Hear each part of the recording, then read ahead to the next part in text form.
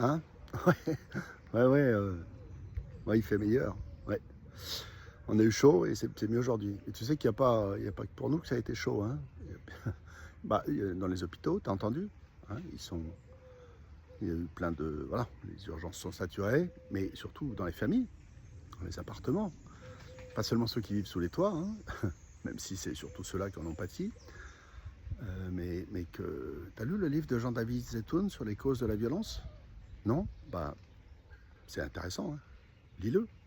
En gros, il dit, pour faire court, hein, il dit qu'il y a trois familles de causes qui conduisent à la violence. Un, les expériences négatives, donc l'enfance, la maltraitance, le spectacle de la violence petit surtout, etc.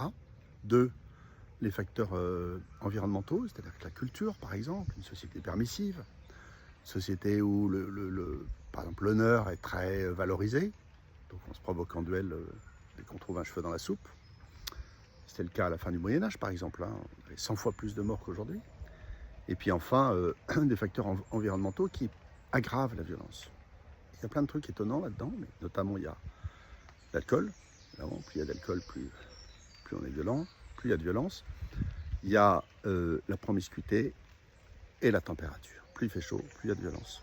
C'est comme 2 et 2 font 4.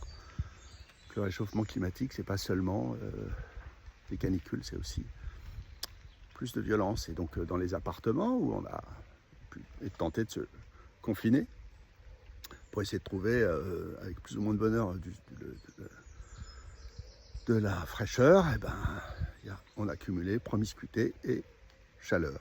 Voilà, bingo, c'est un cocktail explosif. Moi, je crois que c'est pour ça que c'est important qu'on travaille le sujet.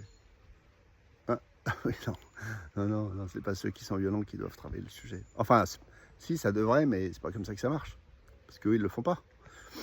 Et donc, c'est à nous de commencer. Charité bien ordonnée commence par soi-même, hein. Tu connais le proverbe.